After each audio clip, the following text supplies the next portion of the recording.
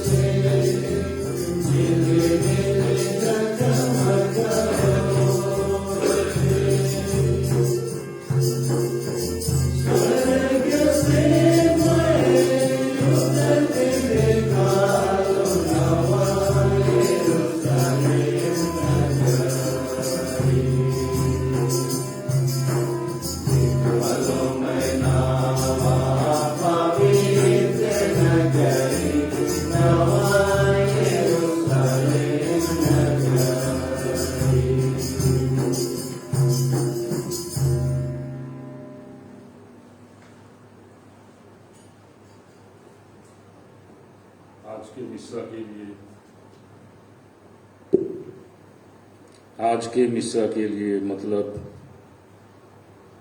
दीपांशु टोप्पो के जन्म दिवस के उपलक्ष्य में इनके जीवन दान के लिए उनके माता पिता श्री मनीष और श्रीमती विनीता प्रार्थना करते हैं, धन्यवाद देते हैं और आगे के जीवन में, भावी जीवन में ईश्वर इन्हें स्वस्थ रखें और इनके जीवन निर्माण में सफलता प्रदान करें, जिससे ये अपने जीवन के लक्ष्य की प्राप्ति सुगमता पूर्वक कर सकें।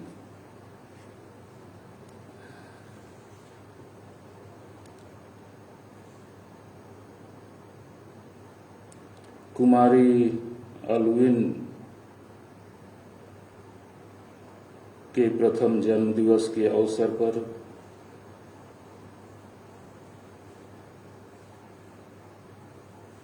उनके माता पिता श्री अनिल मिंज और श्रीमती अल्फा मिंज महुआपारा ईश्वर को उनके जीवन दान के लिए धन्यवाद देते हुए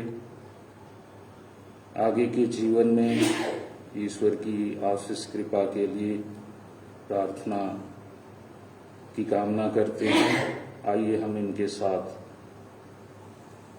अलविन ओमीशा मिंज के लिए प्रार्थना करें। ईश्वर का वरद हस्त इन पर बना रहे।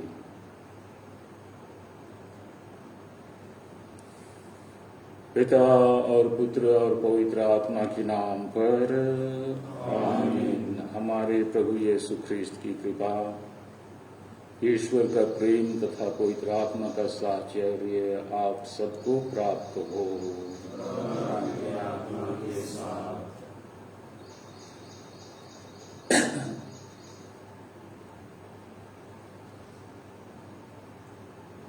आज हम यीशु के पवित्र हृदय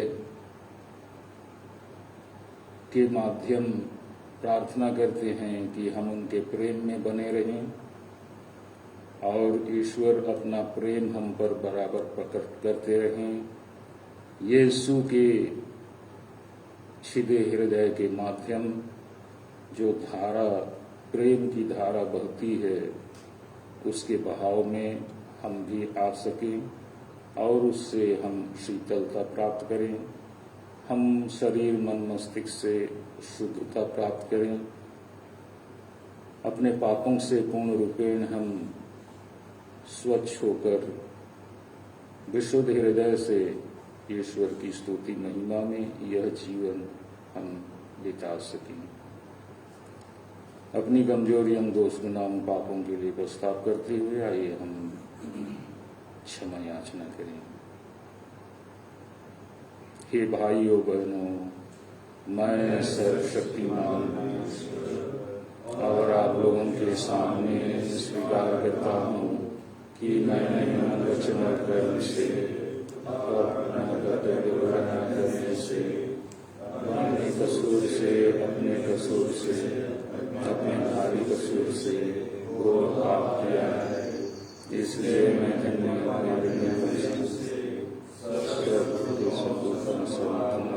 से एक भाई विनती करता हूँ कि आप सर्वशक्तिमान ईश्वर हम लोगों पर दया करें, हमारे अपराध क्षमा कर और हमको अनंत जीवन प्रदान करें। आमीन। हे प्रभु दया कर, हे ख्रिस्त दया कर, हे प्रभु दया कर। हम प्रार्थना करें।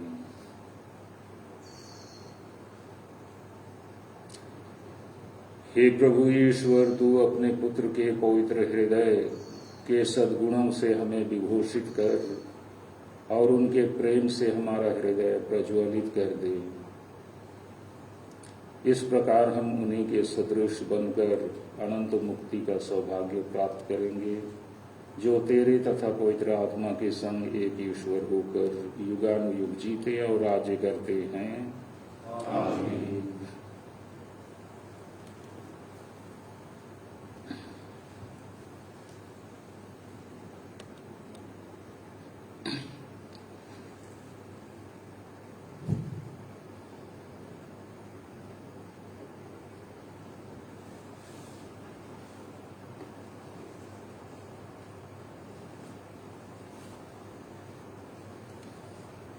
उत्पत्ति ग्रंथ से आज का पहला पाठ का मुख्य अंश है। इसहाक रेबेका को प्यार करता था और उसे अपनी माता सारा के देहांत के बाद सांत्वना मिली। सारा 127 वर्ष की उम्र तक जीती रही और कनान के किरियत अरबा अर्थात हेब्रोन में उसका देहांत हो गया। इब्राहिम ने उसके लिए मातम मनाया और विलाप किया। इसके बाद वह उठ खड़ा हुआ और मृतक को छोड़कर हित्तियों से बोला, मैं आपके यहाँ परदेसी और प्रवासी हूँ, मुझे मकबरे के लिए थोड़ी सी जमीन दीजिए जिससे मैं उचित रीति से अपनी मृत पत्नी को दफना सकूं। इब्राहिम ने कनान में मामरे अर्थात हेब्रोन के पूर्व में मकपेला के खेत की एक गुफा में अपनी पत्नी सारा को दफनाया। उस समय तक इब्राहिम बहुत बूढ़ा हो गया था और प्रभु ने उसे उसके सब कार्यों में आशीर्वाद दिया था। इब्राहिम ने अपने सबसे पुराने नौकर से, जो उसकी समस्त संपत्ति का प्रबंध करता था, कहा, अपना हाथ मेरी जांघ के नीचे रखो और आकाश तथा पृथ्वी के ईश्वर की शपथ लेकर मुझे वचन दो कि जिन कनानियों के बीच मैं रहता हूँ उनकी कन्याओं में से किसी को भी मेरे पुत्र की पत्नी नहीं बनाओगे, बल्कि मेरे देश और मेरे संबंधियों के पास जाओगे और वहां मेरे पुत्र इसहाक के लिए पत्नी चुनोगे। नौकर ने कहा, हो सकता है कि वहां कोई ऐसी स्त्री नहीं मिलेगी जो मेरे साथ इस देश आना चाहती हो, तो क्या मैं आपके पुत्र को उस देश ले चलूं जिसे आपने छोड़ दिया है। इब्राहिम ने उत्तर दिया, तुम मेरे पुत्र को वहां कदापि नहीं ले जाना, प्रभु, आकाश और पृथ्वी के ईश्वर ने मुझे मेरे पिता के घर और मेरे कुटुंब के देश से निकाला और शपथ लेकर मुझसे कहा कि वह यह देश मेरे वंशजों को प्रदान करेगा।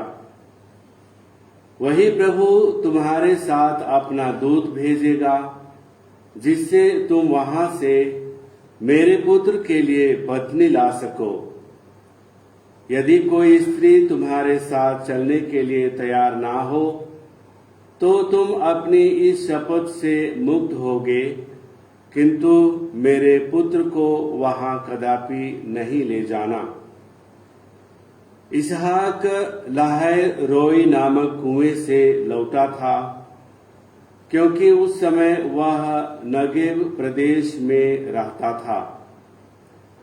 इसहाक संध्या समय खेत में टहलने गया और उसने आंखें उठाकर ऊंटों को आते देखा। रिबेका ने भी आंखें उठाकर इसहाक को देखा। उसने ऊंट से उतरकर सेवक से कहा, जो मनुष्य खेत में हमारी ओर आ रहा है वह कौन है? सेवक ने उत्तर दिया, यह मेरे स्वामी है। इस पर उसने पल्ले से अपना सिर ढक लिया। सेवक ने इसहाक को बताया कि उसने क्या क्या किया है। इसहाक रेबेका को अपने माता सारा के तंबू ले आया। उसने उसके साथ विवाह किया और वह उसकी पत्नी बन गई। इसहाक रेबेका को प्यार करता था और उसे अपनी माता सारा के देहांत के बाद सांत्वना मिली। यह प्रभु की वाणी। भजन अनुवाक्या। प्रभु की स्तुति करो क्योंकि वह भला है। प्रभु की स्तुति करो क्योंकि वह भला है। उसका प्रेम अनंत काल तक बना रहता है। प्रभु के महान कार्यों का बखान कौन कर सकता है? उसकी यथा योग्य स्तुति कौन कर सकता है? प्रभु की स्तुति करो क्योंकि वह भला है। प्रभु की स्तुति करो क्योंकि वह भला है। धन्य है वे जो प्रभु की संहिता का पालन करते और हर समय सदाचरण करते हैं। तू अपनी प्रजा को प्यार करता है। हे प्रभु, मुझे भी याद कर। प्रभु की स्तुति करो क्योंकि वह भला है। प्रभु की स्तुति करो क्योंकि वह भला है। हे प्रभु, आकर मेरी सहायता कर, जिससे मैं तेरे कृपादानों का आनंद देख सकूं, तेरे भक्तों की सुख शांति से प्रफुल्लित होऊं और तेरी प्रजा की महिमा का भागी बन जाऊं। प्रभु की स्तुति करो क्योंकि वह भला है। प्रभु की स्तुति करो क्योंकि वह भला है। जय घोष, हालेलुया। प्रभु कहते हैं, थके मांदे और बोझ से दबे हुए लोगों, तुम सब के सब मेरे पास आओ, मैं तुम्हें विश्राम दूंगा। हालेलुया।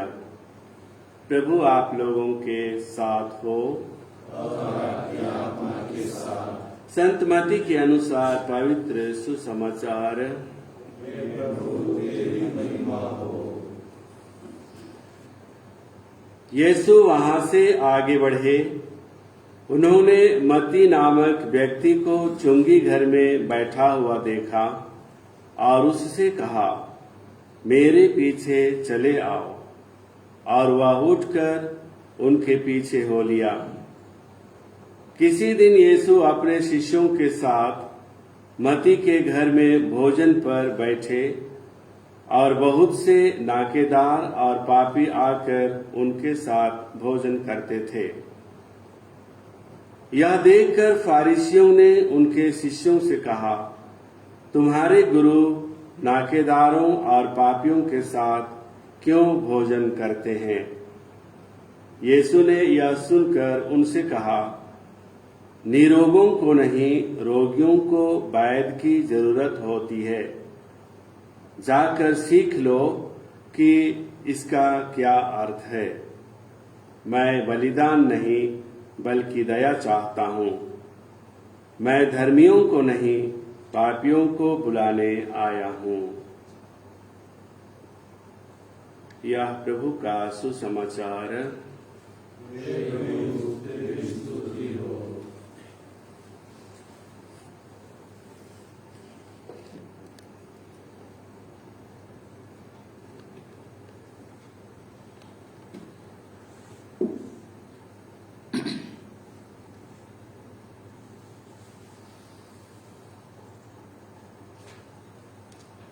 आदरणीय पुरोहित भाइयों, धर्म बंधुगण,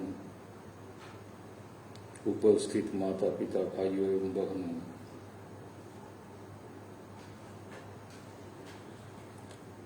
पहले पाठ में हमने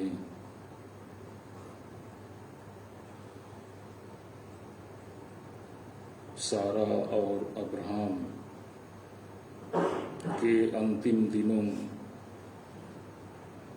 या उनकी मृत्यु से संबंधित बातें सुनी और मृत्यु के पूर्व अब्राहम ने उनके पुत्र इसहाक के विवाह या उनके परिवार बसाने के संबंध में निर्देश दिया।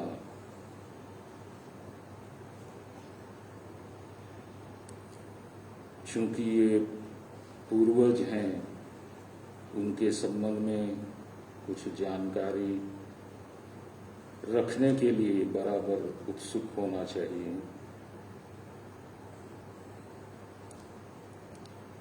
रेबेका इसहाक की पत्नी बनती है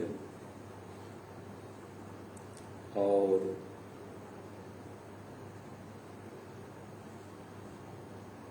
जीवन पर्यंत ये पति पत्नी ईश्वर की छत्र छाया या ईश्वर के निर्देश अनुसार जीवन यापन करते हैं।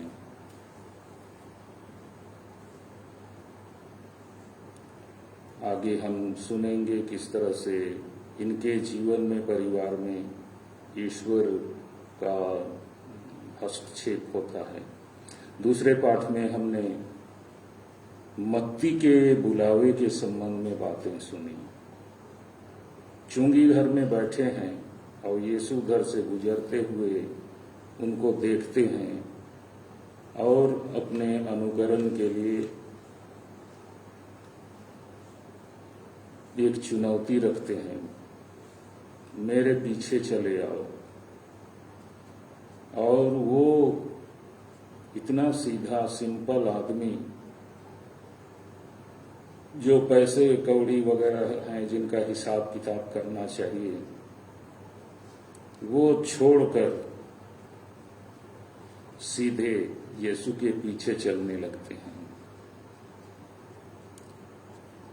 ये कुछ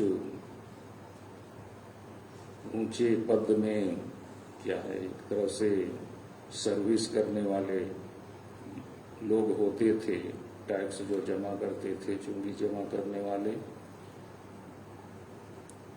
और इनको कुछ परीक्षा देनी होती थी। इनकी आमदनी बहुत ज़्यादा होती थी,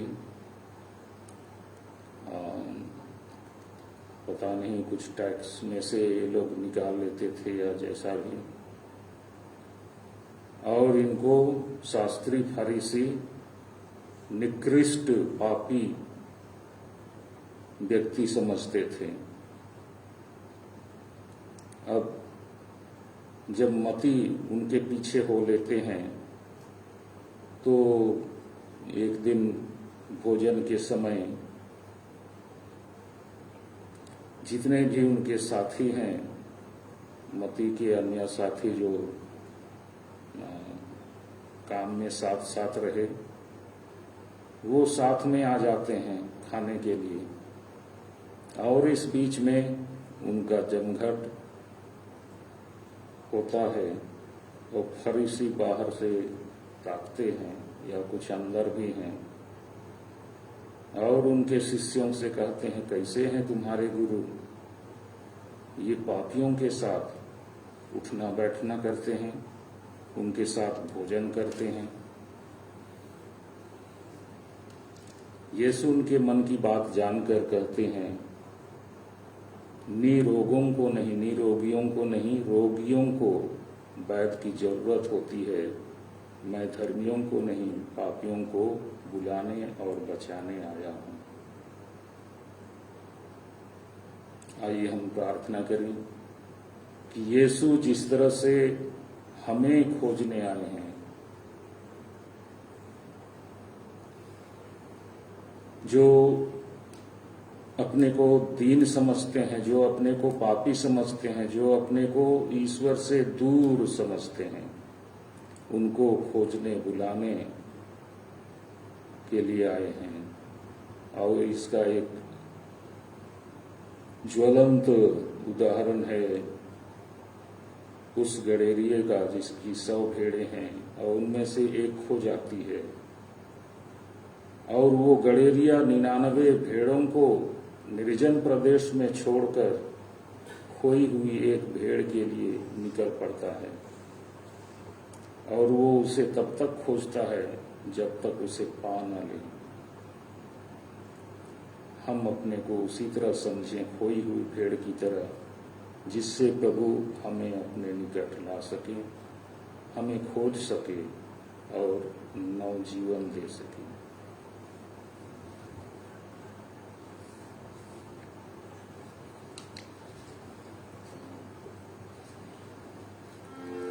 भक्तिवचन गीत क्रमांक 69।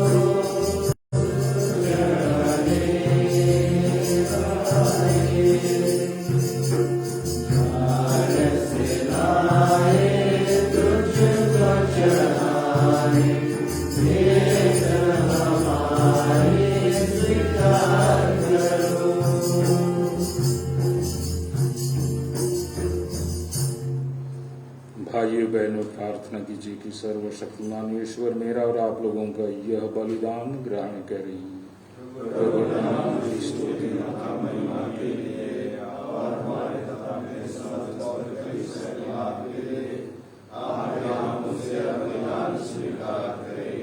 हे दया निधान पिता ईश्वर, तू अपार प्रेम से प्रेरित होकर हमारे लिए अपने इकलौते पुत्र को अर्पित कर दिया।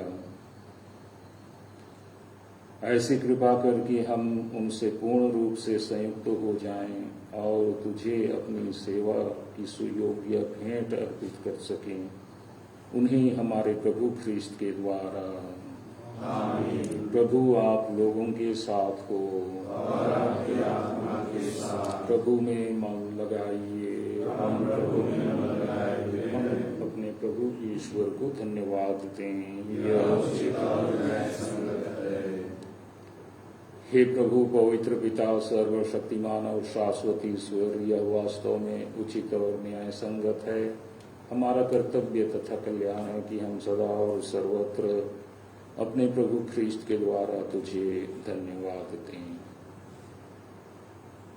असीम प्रेम से प्रेरित होकर इन्होंने हमारे लिए स्वयं को क्रूस पर अर्पित कर दिया और अपने छिपे हृदय से रक्त तथा जल बहाया, ताकि वह कलीसिया के संस्कारों का उद्गम बन जाए और सब लोग उद्धारकर्ता के खुले हृदय की ओर आकृष्ट होकर आनंद पूर्वक मुक्ति के स्रोत से संजीवन जल भरते रहें। इसलिए सभी दूतों और संतों के साथ मिलकर हम अनंत काल तक तेरा महिमा गान करते हैं। पवित्र पवित्र पवित्र पवित्र महिमा से परिपूर्ण है।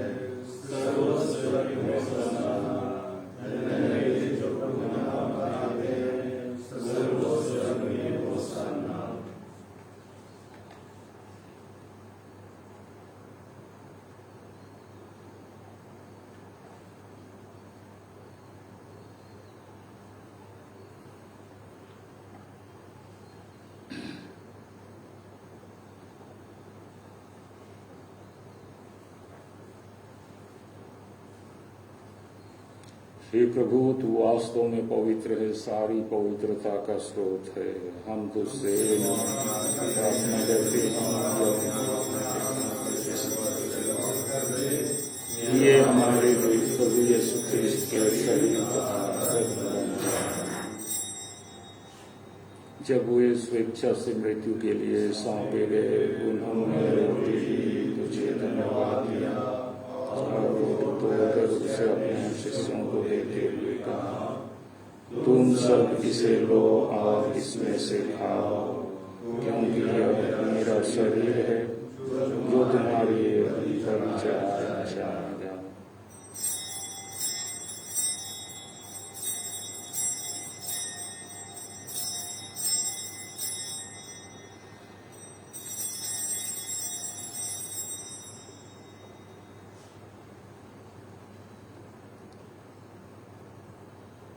इसी भांति भोजन के बाद उन्होंने कटोरा लिया, तुझे धन्यवाद दिया और उसे अपने शिष्यों को देते हुए कहा, तुम सब इसे लो और इसमें से पियो, क्योंकि यह मेरे रक्त का कटोरा है, नवीन और अनंत व्यवस्था का रक्त, जो तुम्हारे और बहुतों के पापों की क्षमा के लिए बहाया जाएगा।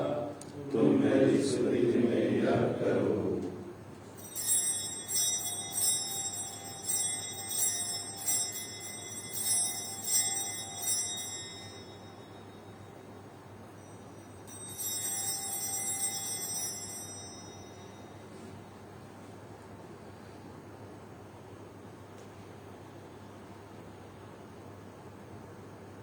विश्वास का रहस्य।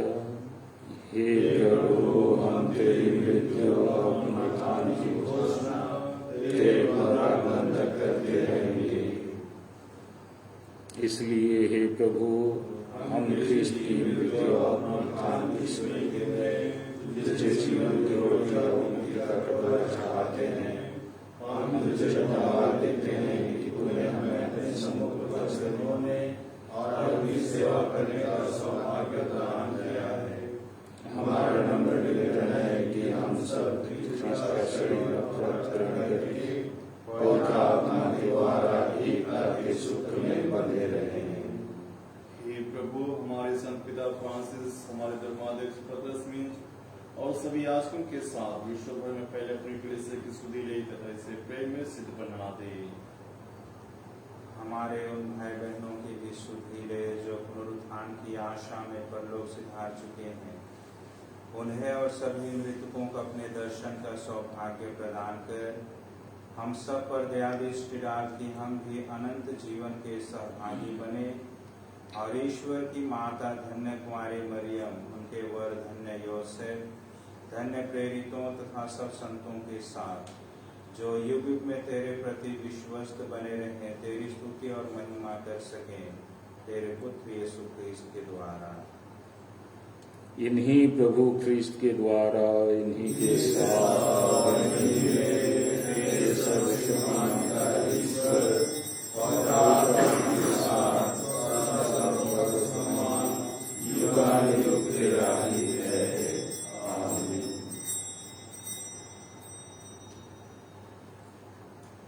हम सब मिलकर पिता ईश्वर से प्रार्थना करें, जैसे प्रभु यीशु ने हमें सिखाया है। हे हमारे पिता जो स्वर्ग में है, तेरा नाम पवित्र जाए, तेरा राज्य आए, तेरी इच्छा जैसे स्वर्ग में वैसे पृथ्वी पर भी होवे।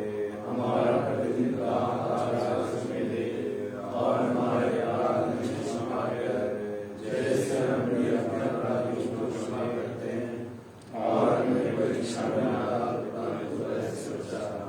हे प्रभु, हम तुझसे प्रार्थना करते हैं, सभी बुराइयों से हमें बचा और इस जीवन में हमें कृपा पूर्वक शांति प्रदान कर। हम तेरी दया से सदा पाप से दूर और हर विपत्ति से सुरक्षित रहें, और उस दिन की प्रतीक्षा करते रहें जब हमारे मुक्तिदाता यीशु ख्रीस्त फिर आकर हमारी धन्य आशा पूरी करेंगे। क्योंकि तेरा राज्य, तेरा सामर्थ्य और तेरी महिमा अनंत तक बनी रहती है। हे प्रभु यीशु ख्रीस्त, तूने अपने प्रेरितों से कहा है, मैं तुम्हारे लिए शांति छोड़ जाता हूँ, अपनी शांति तुम्हें प्रदान करता हूँ। तू हमारे पापों पर नहीं, अपनी कलीसिया के विश्वास पर दृष्टि डाल और कृपा पूर्वक उसे शांति तथा एकता प्रदान कर। तू युगानुयुग जीता और राज्य करता है। आमीन। प्रभु की शांति सदा आप लोगों के साथ हो। परस्पर शांति अभिवादन कीजिए।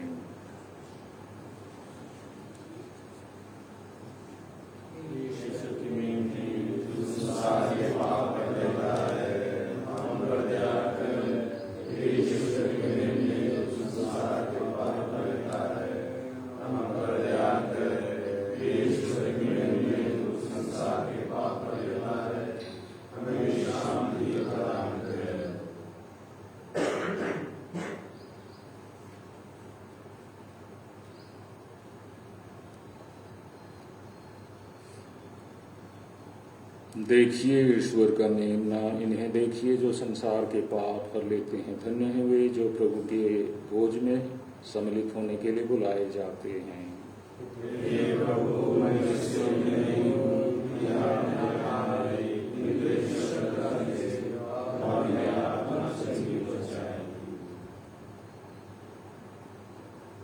भक्ति भजन गीत क्रमांक 75।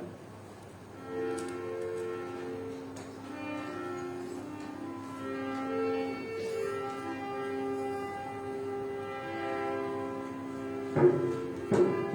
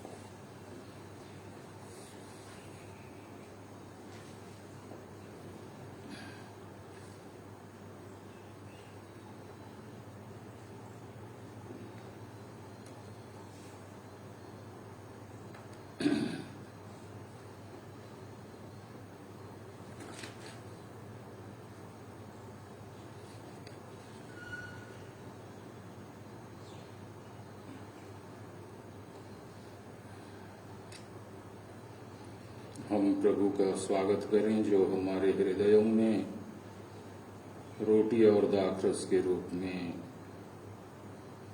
अपना शरीर और रक्त दे चुके हैं और उनके माध्यम वो अतिथि के रूप में पधार चुके हैं।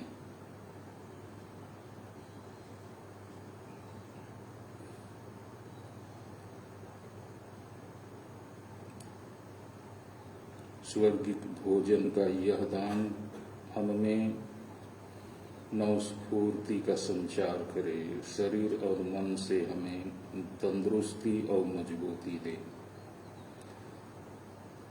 कुमारी अलविन, ओमिशा मिंज और दीपांशु टप्पो के जन्म दिवस के उपलक्ष्य में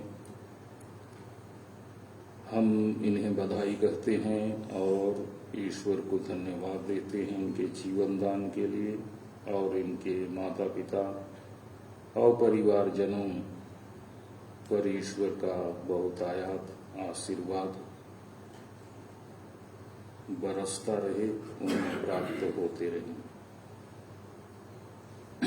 हम प्रार्थना करें। हे प्रभु, तेरे प्रेम का संस्कार ग्रहण करके हम विनम्रता पूर्वक तेरी दया की याचना करते हैं। हम इस लोक में यीशु के सदृश बने और स्वर्ग में उनकी महिमा के सहभागी हों। वह युगानुयुग जीते और राज्य करते हैं। आमीन। प्रभु आप लोगों के साथ हो और आपकी आत्मा के साथ। सर्वशक्तिमान ईश्वर पिता और पुत्र और पवित्र आत्मा आप लोगों को आशीर्वाद प्रदान करें। आमीन। आप लोग विदा में मिस्सा संपन्न हुआ। ईश्वर को धन्यवाद। भक्ति भजन गीत क्रमांक G14।